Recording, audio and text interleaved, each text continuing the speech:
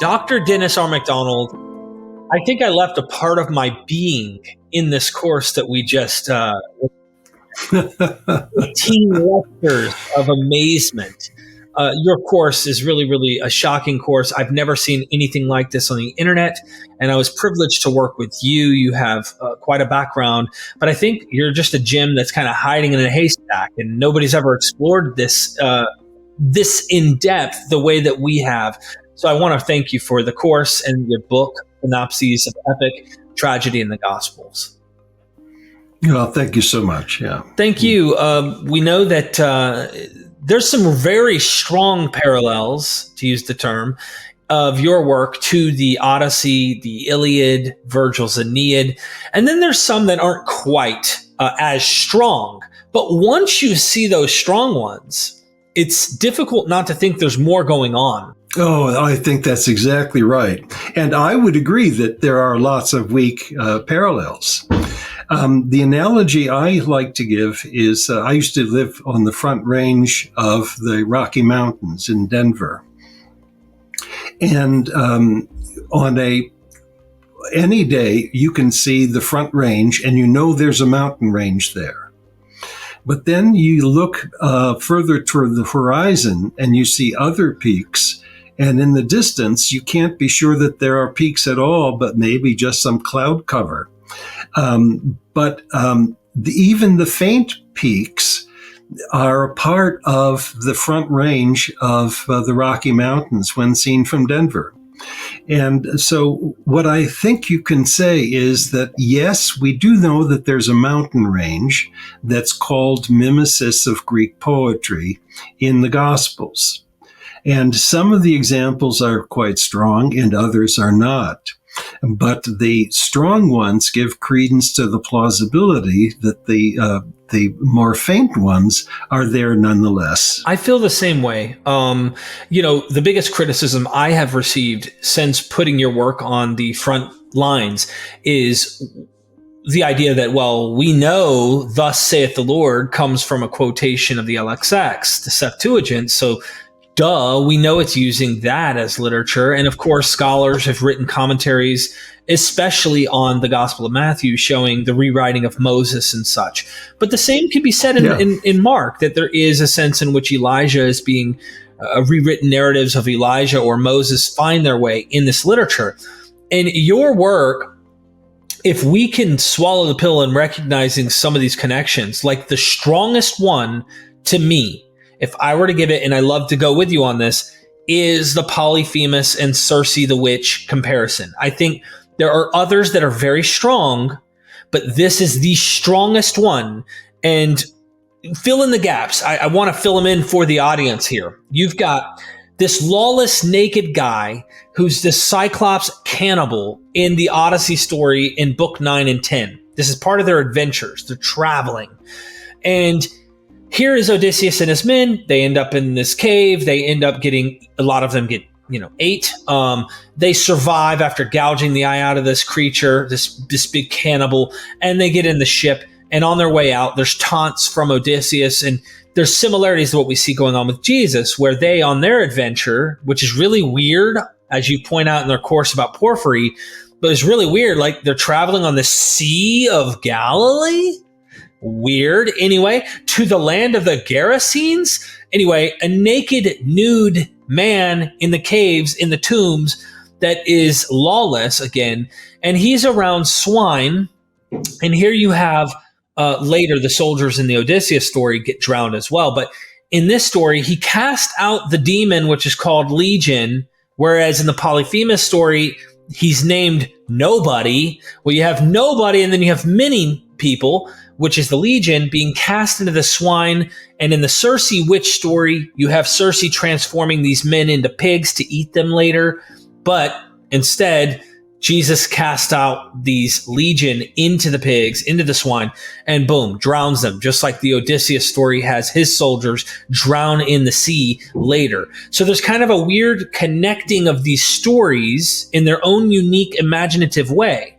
And the parallels are, as your criteria show, just over and over match in terms of, are they sequential? Did they have this? Are there ancient recognitions by other Christians of this narrative connecting to the Gospels. All of them get checked in this story. This is like all 7 criteria meet the expectation. So once we see that, Dennis, isn't it open to now recognizing other stuff? Well, I think that's the mountain range analogy.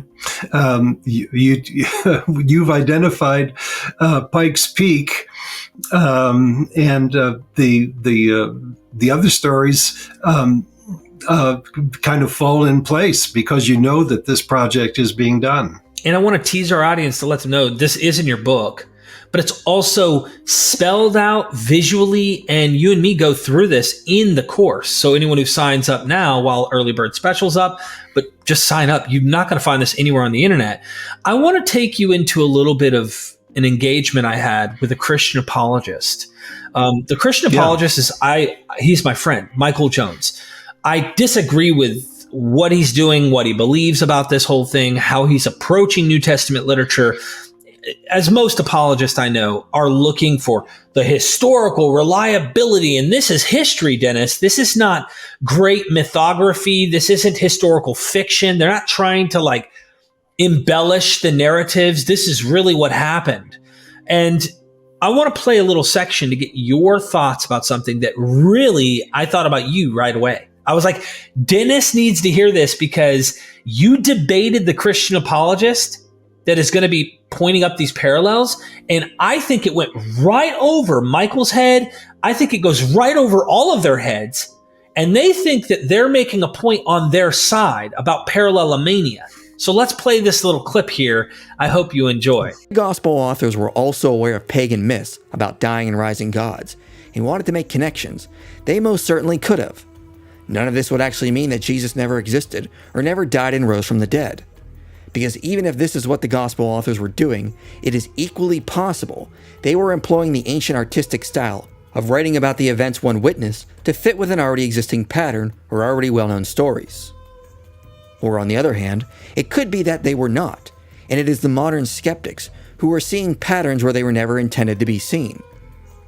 To explain what I mean, the scholar Michael Licona gives an example of how we can see patterns in ancient works that were all written independently of each other. None of these authors were intentionally trying to make similarities between their works. But despite that, we can read how the death of Hector, which is fictional, paralleled the death of Pompey, which is historical, as well as the death of Jesus, also historical. Achilles pursued Hector, and Pompey and Jesus were also pursued by enemies. The people begged Hector not to go, whereas Pompey's friends begged him not to go as well, and Peter begged Jesus not to go. Hector quoted what others might say after his death. Pompey quoted Sophocles, and Jesus said the scriptures must be fulfilled. Achilles killed Hector by stabbing him with a spear. Pompey was murdered by being stabbed to death with swords. And the overseer of the assassination was a man called Achilles. Odd coincidence. Not only that, there was a centurion present. Whereas when Jesus was arrested, they came with swords, and there was a centurion present at his death. Before the fight, Achilles called Hector Noble Hector. The centurion called Pompey Imperator, and Achilles saluted him in Greek. Jesus was also addressed with titles and praise. Judas called him Rabbi, and Pilate called him the King of the Jews.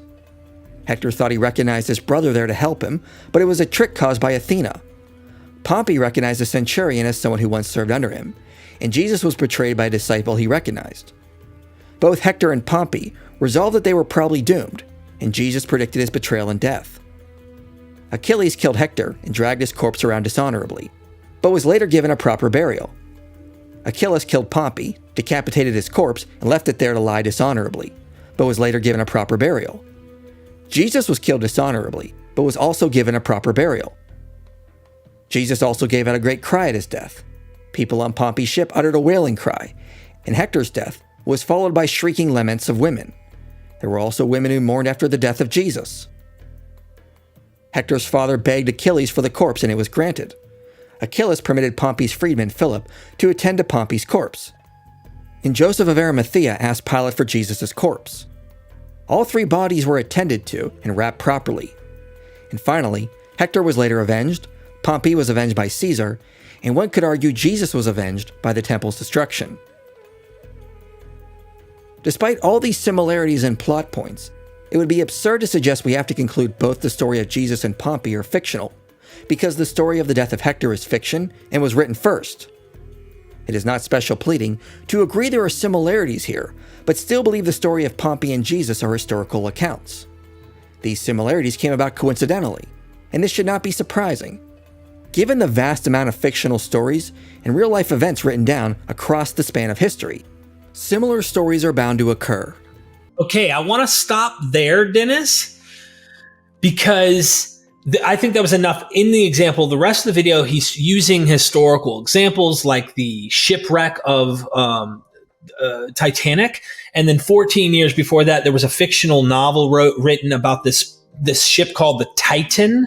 And like they want to see this as some example used to say, look, you can have fiction like the Titan. It has no bearing on the Titanic's sinking, and therefore, what a coinky-dink. But in this example, after talking to you several times, you do think the Gospels are imitating the Hector narrative, and that's why I called you that one time and said, what about this example of Pompeii? So what do you think about that in your thoughts? Well, I think this is very clever, and it's a kind of analysis that we need to have. And so I appreciate the attention that's given to this work. I think the question of I don't deny that Jesus was crucified. And I don't deny that there might be some historical memory that informs Mark, but I think it doesn't explain so many of the details. Of course, Plutarch knows Homer as well, and so you have the heroic death pattern that's established. Now, I'm not sure that he's imitating Homer. I'd have to, check out the text. But let's say that he's not. Let's say that this is kind of in the air. I think there are a lot of details, though, in Mark's account that require a different interpretation. The first is that the death of Hector clearly was known and widespread. In fact, the rescue of his corpse was the best Homeric episode that was repeated in art. And it was so because so many soldiers died and had sarcophagi that had this pathetic scene of Priam having to beg for the body of his son. And so we know it was imitated. We have lots of details. I'll talk about those in just a moment. We can see why the author would have compared Jesus' death to Hector, because Hector stays in the tomb and Jesus rises from the dead. But let's take a look at some of the details that I don't think you can get from a generic understanding of the heroic death. And by the way, Plutarch has other examples, not just of Pompey, of heroic deaths, and they may be driven by some knowledge of the death of Hector. I don't want to make that case yet. But Jesus says that his God has abandoned him because he sees a sign. Hector says that Apollo has abandoned him because he sees the sign, namely that Deiphobus, his brother, who had allegedly volunteered to help fight Achilles, was actually Athena, who vanished. You have a death shout, and apparently, I didn't know this, but apparently Pompey has a death shout as well. You have three women who lead the lament, and that occurs in the Iliad with Andromache, Helen, and Hecuba. You have the rescue of a corpse. Joseph of Arimathea dares to do it. And then the body is anointed, Hector's body is anointed and placed in a tomb with rocks piled over it. You know that the city Troy now is going to be destroyed because its great champion is dead. And the same thing happens in Mark. Jesus says that his God has abandoned him. There's a death shout. There's a gloat by the centurion who says, "Oh, sure, this man was the Son of God." By the way, I didn't say before, Achilles gloats over the corpse of Hector. You have three women who watch from a distance and come to the tomb to anoint Jesus, where you have such anointing also in the Iliad.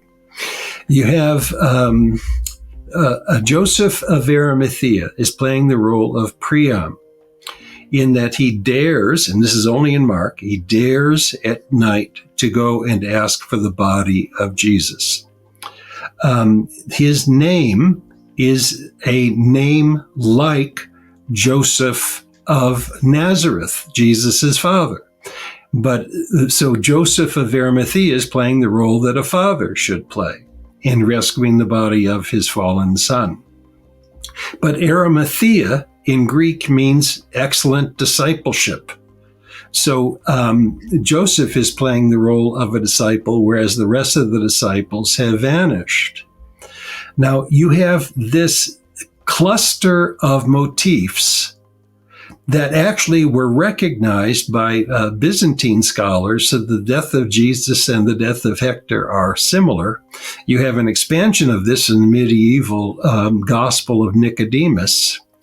So that these criteria that we talk about with mimesis criticism are all satisfied. So what I would want to see is an example of a parallel, let's say, between Plutarch's Pompey and Mark's Jesus, that accounts for these various other tropes that are found not in the Pompey story, but they're found in the Homeric story. Now, that's not to say that Jesus was a myth or that the crucifixion wasn't real, but it was mythologized in a certain way. And it's not mythologized exactly in the same way that you'd find in Plutarch. So that would be an initial way of dealing with this. Of course, in the end, one would have to compare the texts in Greek and see what other similarities there may be. But I don't think the Plutarch analogy is sufficiently accountable to care for the details between these stories. So let's get into the little details here for a moment, because I hope that our friends watch that were part of this. I know Mike Lacona played a significant role. The gentleman that you debated on the resurrection helped to play a role on those parallels with Michael Jones. So to get into the details here, what you are saying is, sure, Plutarch knows the Homeric story and is probably inspired by that in his assessment of Pompey, who was a historical person. We say that Jesus was a historical person. I know the video that he did initially was actually going at mythicists, but rather than doing this parallel, trying to show like, look at how many random coincidental parallels we find, because they have no overlap and there's no inspiration between these narratives on concocting what we're seeing within the Gospels or within Plutarch about Pompey or with the Odyssey or the Iliad. You're saying that kind of backfires here. If anything, we are finding that parallel is significant with your criteria of mimesis in showing not only does the New Testament have indebtedness to the Homeric Odyssey, but you're saying Plutarch probably also has similar inspiration and I guess you'd say indebtedness to the Homer's Iliad and Odyssey in his narration of what we're seeing with Pompey, even though you haven't personally investigated that example so far. Right. I think that's correct. And of course, the death of Hector becomes a template for the heroic deaths of many people. In Virgil's Aeneid, it's Turnus at the end of the Aeneid, who suffers a death that's very much, it's clearly drawn from the Homeric epic and the death of Hector. But there's also a passage in Josephus that scholars have said this has got to be an imitation of the death of Hector. It was a Jew named Niger, I believe it is, but I may be mistaken even if he's Jewish. But I know scholars have argued that Josephus too is using the Hector paradigm.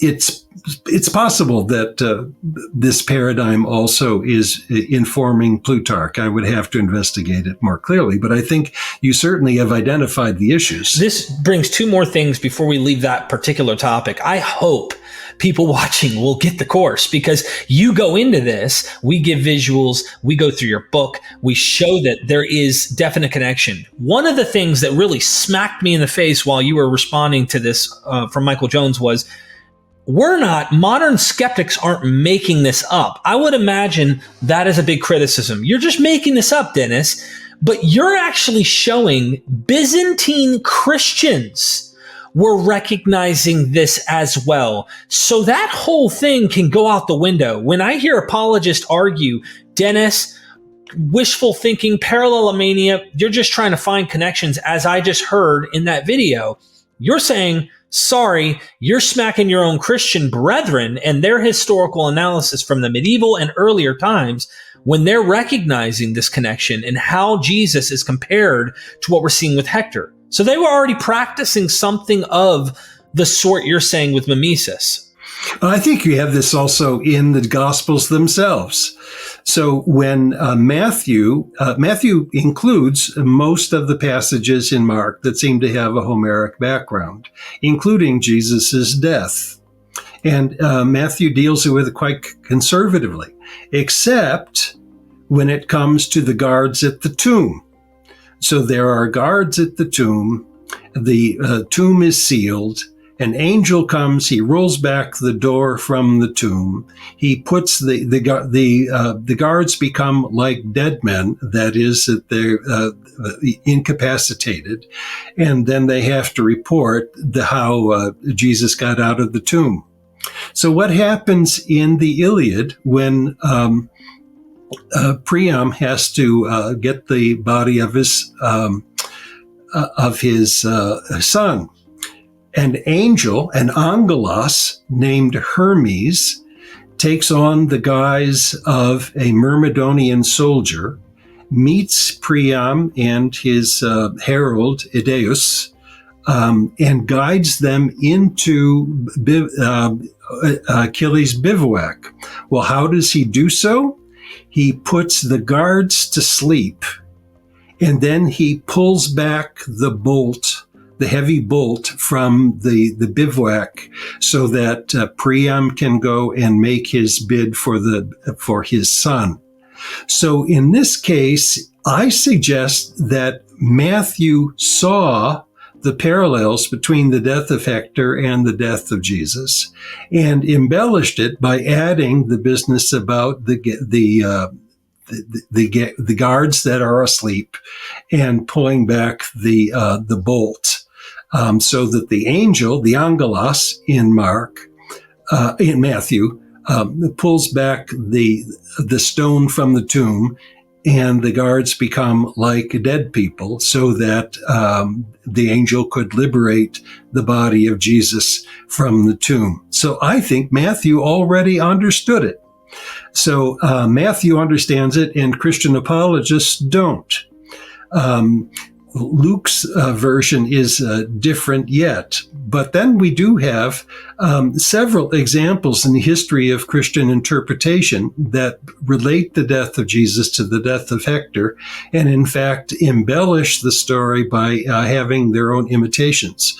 So, you can't ignore the history of scholarship on this. You have this Criterion 7, ancient recognitions suggest that the death of Hector became also a template for the death of Jesus. And also, don't you show this in your work as well, in the book of Acts of Andrew and other gospel material that obviously didn't find its way in the canon? We're also doing this, correct? Oh, I have extensive appendices on the Acts of Andrew, on the Gospel of Nicodemus, and the Homeric Gentones. So all you have to do is look up the Gospel passage you're interested in. You may find a footnote that sends you to the appendix and or the appendices. And the appendices will then give you my translation of these various later Christian narratives. Thank you for that. I really appreciate it, because there's so much of that I think is a problem. And just one more thing. I could see historical kernels or memories possibly playing a role. And I'm with you in thinking there was a guy named Jesus who was crucified and all of this mythologizing took place. However, if I were to ask you which one's more plausible, Dennis, these parallels endlessly find their correlation, and they have overlap with what we see with Plutarch's death of Pompey. And of course, his end of his narrative or his life, which was a historical person.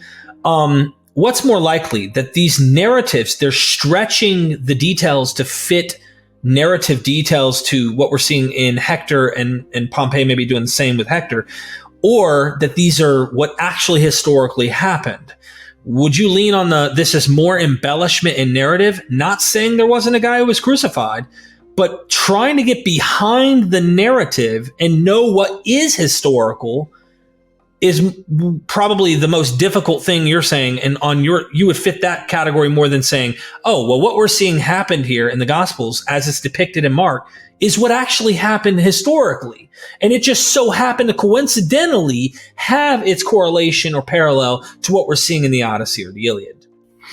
Let me answer this way. If you were to take the Gospel of Mark, in English or Greek, it doesn't matter, and you were to eliminate everything in that narrative that doesn't smack of Greek poetry, especially the death of Hector, you'd have almost nothing left. This is not, yes, there was a historical Jesus, yes, he was crucified. And Mark doesn't know what happened. Mark is creating what happened for theological reasons, for giving sustenance to his church that is still suffering from the Jewish war. And Jesus becomes the ideal martyr. And Jesus expects people to carry their own crosses and to suffer as he did. But because of the resurrection, there would be hope for a better afterlife. So I think if I were to be perfectly honest, but I also want to be humble about this, in my judgment, the only thing that Mark knew about the crucifixion was what he knew from reading Paul, that is 1 Corinthians 11. Somebody delivered Jesus up. He had a meal with his disciples and said, remember this, and that he was crucified. I don't think he knew much more, because everything else in the narrative can be created by imitation. That doesn't mean that this text is worthless. It means that it's artistic, and it means that it's significant for the community and for the people who are reading it. And I know the idea of community is contested now, but let's say the readership can benefit from reading this text, especially after the pain of the Jewish war. So what can people benefit from reading your book and taking your course? I think they can understand that these texts are written by early Christian intellectuals who are attempting to make sense of the carnage of the Jewish war, and to do so are valorizing Jesus as a hero of sorts, that is who is similar to Odysseus, who dies like Hector, but who is better, who escapes death with the resurrection, who is compassionate, and is exemplary. So I think I have myself very much a new appreciation of the Gospels. And I don't have to view them as naive folklore by people who were just kind of spinning yarns. Surely the Gospels are not histories. They're mythological one way or the other. But I think to make them really venerably mythological is to see them as strategic rewritings of mythology to support these Christian readers who are facing a difficult time. And I'll just say this about your work, Dennis. You know, I've worked with you for a long time. I've been cautious and skeptical about fully buying everything that you had put out, and even a lot of things. And it was recently in recording this course that I was able to participate with you in, and I appreciate you allowing me that I, slowly I'd been believing and swallowing the pill that you've been trying to feed. And it's a big one. It's hard to get out of what you've been taught your whole life. But I am so convinced now, at least of some of these parallels, without a doubt, that you could call me an apologist, right, for your position, because there's no better explanation. I recently interviewed Delcy Allison Jr., who, in my eyes, is conservative, to Christian Apologist, is probably more liberal and more not as conservative to them. And when I asked him about Mark, and I did a history or not lecture series with him on Luke, John, Matthew, Mark, and then I get to Paul, which I haven't made public yet. In Mark, he looks at what's going on in this story about the demoniac, and he goes, I don't know what to do with this. And in my head, because he's the scholar, I'm respectful in allowing them, I'm going, I do know what to do with this. And it sounds conceited, but it's really not, because he has told me in person when I saw him at Princeton University that he's been trained since 1970 something to look mainly at the LXX. Now, he's known Greek since then too, but their focus, as you said, is to look only at Bible, mainly to explain scripture or Jewish literature. They're not to look outside of that and really explore Homer's Iliad, the Odyssey, Euripides, or even looking at Latin work like Virgil's Aeneid or whatever. They're like explicitly looking at scripture only. And he always, even in our discussions, tries to find a parallel that matches Hebrew Bible or Septuagint, and never tries to go outside. And he goes, I don't know what to do with this. And I don't blame him. I understand. But I hope that the audience watching will take accountability and really take your course, get the book, and check out these connections, because I've never seen anything like this on the internet before. Well, thank you. And by the way, I'm a fan of Dale Allison. I use his work frequently in my own, and his name appears several times in the synopses of Epic Tragedy and the Gospels, which is the new consolidation of my work. But of course, Mimesis is bicultural. It's not to deny the importance of Jewish scriptures. I mean, it's all over the place. But it also is contesting the canonical past of the Greeks. And that is embodied mostly in poetry, some in philosophy, to be sure. But Mimesis criticism is an equal opportunity imitation invitation. So that it includes Jewish texts, to be sure. But you can't exclude Greek poetry when there are so many parallels, and when we know that such mimesis was important in Greek education and literary production.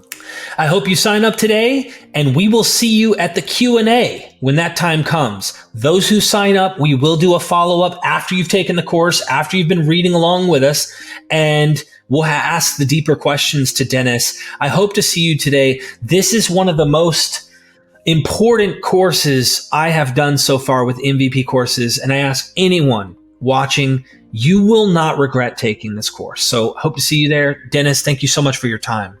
And it was astonishing what I saw. Jesus sails the sea with a crew, that is his disciples, that are not nearly as noble as he is. like Odysseus. Like Odysseus, Jesus keeps his identity a secret so his enemies can't kill him. The Jewish authorities play the role of Penelope's suitors. They love the best seats in synagogues, and they're willing to kill in order to win the inheritance. Judas plays the role of Melanthius, Jesus' turncoat slave. Jesus has his feet anointed by a woman, like Odysseus having his feet anointed by his nurse Eurycleia, and she recognizes him from his scar. And the name Eurycleia means renowned far and wide. And it's said of this woman who anoints Jesus that wherever the gospel is proclaimed, it'll be in her memory. So these parallels were so striking that I dared not give a new lecture on it because it hadn't been digested. And so I spent another summer working through the Gospel of Mark, creating criteria that where I might be able to make a claim that there's a literary connection. And at point after point after point, it became clear that Mark was imitating not just the Odyssey, but also the Iliad and also some tragedian plays. And I translated Homer and Euripides and Plato for myself in order to compare the Greek of the Gospel of Mark with the Greek of these stories. And it was unbelievable what I was finding.